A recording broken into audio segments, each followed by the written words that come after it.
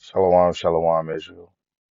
I want to give our praises to Yahweh by Shem Yahushai by Shem Kakadash. Yahweh being the Most High God and Yahushai for the world ignorantly called Jesus Christ. Double honors to the apostles and the elders of great millstone who been ruling well to the Spirit, teaching His word and believing His word to the best of their ability. And for the hopeful elect scattered four corners of the earth, that's teaching His word and believing His word to the best of their ability. The Lord willing the Most High increase them in the knowledge and understanding. Mighty Shalom. Shalom to the wise and the single sisters that's playing their role. Believers of this word, Lord willing, they increase in this thing and be more of a virtuous and loving silent wife. And Lord willing, Salaki, Lord willing, Yahweh Shemashai have mercy on the other brothers and sisters that's not of faith. Um, the times that we in and thinking about the past, like I'm doing a basically Greek captivity and Hanukkah series. And watching Yarmayan's video, the brother for inspiration and motivation, another brother's video, and the one video the brother was talking about is a lot of things that is lawful, and a lot of those things are not expedient for most men. You know, is it a sin that brothers is carrying guns at camp? No, but is it expedient? Right? Does it increase uh uh the followers of the ministry? Do it kind of run make the babes run away? You know, is multiple wives unlawful? No. But is it expedient for everyone? No. You know what I'm saying? Getting land, is it a sin? No. But is it expedient, right? Or to raise up money to buy land, is it unlawful? No, go get it. But is it expedient? Right? Because we have a mission just to feed the hopeful elect, right? Usher in the elect, right? Thinking about building a community through the spirit. If we look to the spirit, it's not saying you're wrong. It's just saying in the spirit, you're thinking about building a foundation here.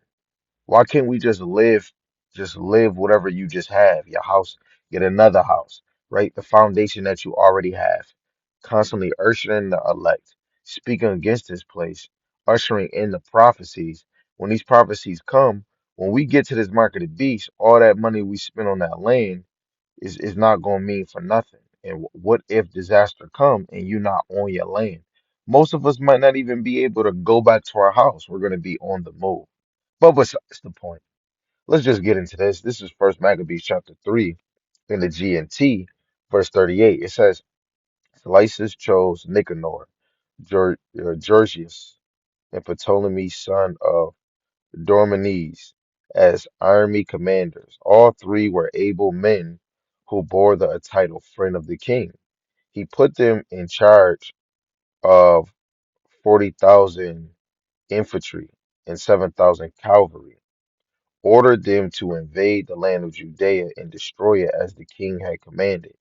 These commanders set out with their entire force, and when they came to the plains near Am uh, Amus, Slaki, if I'm pronouncing it wrong, they made camp, and a force from Idumean and a Philistine joined them. The merchants of the region heard about the strength of the army, and they came to the camp with chains and a large amount of money, hoping to buy some Jewish slaves. See, they coming over here to buy Jewish slaves, right? When we go to Jeremiah, what does he say? Is Israel a natural born slave? Hell no, we not. We're actually free. But why are we slaves in history? Because we rebel against our power. Yahweh Bashem Yahushua. The best penalty that the Lord can put us, Salaki, right? It says, they also learned that the king had commanded the complete destruction. Oh no, Salaki 42. Judas and his brothers saw that their situation was getting more and more difficult, with foreign armies camped within their own borders. They also learned that the king had commanded the complete destruction of the people. So they determined to rebuild their ruined nation and fight for their country and their temple. Then the whole community came together to prepare war and pray to the Most High, pray for the Most High's mercy. Right? Jerusalem was empty as a wilderness. No citizens left or entered the city. The holy temple was profaned by foreigners. The Gentiles camped in the city's fort. So joy departed from the people of Israel, and the sound of music was heard no more. Then Judas and his men assembled and marched to Mizpah, opposite Jerusalem, because the people of Israel had previously had a place of worship there. In deep mourning, they fasted all that day, put on sackcloth, threw ashes on their heads, and tore their clothes. The Gentiles would have consulted their idols in such a situation, but the Israelites unrolled the book of the law to search for the Most High's guidance. Right? We could keep on going on that, but this that was the whole point, to see that the nation is about to bring war onto Israel, right? And of course they were preparing for war and they prayed. Then you see here the Israelites unrolled the law to search for the Most High guidance. Now we have different moments where everything where in the beginning things was more verbal. We were in cahoots with the Lord one on one.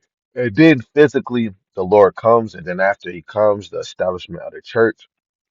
And then now we in a time where things is more spiritual, right? Moving by faith, not moving by sight, not even moving by feeling. It's there, right?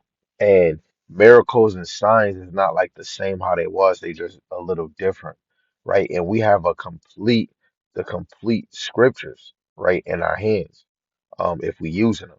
So if it comes to us teaching this word and people going against us, that's what we supposed to be calling and praying unto Yahweh Shema Shai. But the ministry shouldn't have an effect on any type of going to search for violence, right? We're supposed to get persecuted for this truth, not searching for persecution. You're not looking, hey, where's my persecution? No, it's going to come to you. It's going to be worse, right? In the time that we in now, in a minute, it's going to be a famine of the word. It's going to be deleted. It's going to be subtracted, right?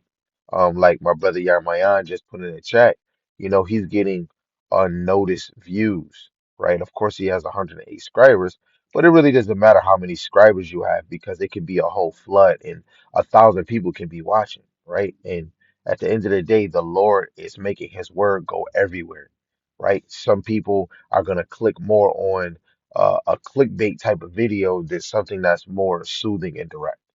Lord willing, this was edifying. I wasn't going too crazy. The whole point of this is to trust in the Lord. And instead of thinking of war tactics, carnal weapons, your anger, or a drug, let me smoke this, and then my call on Yahweh Shem El Shai, pray to Yahweh Shem El Shai, get into your scriptures, or teach this word, right?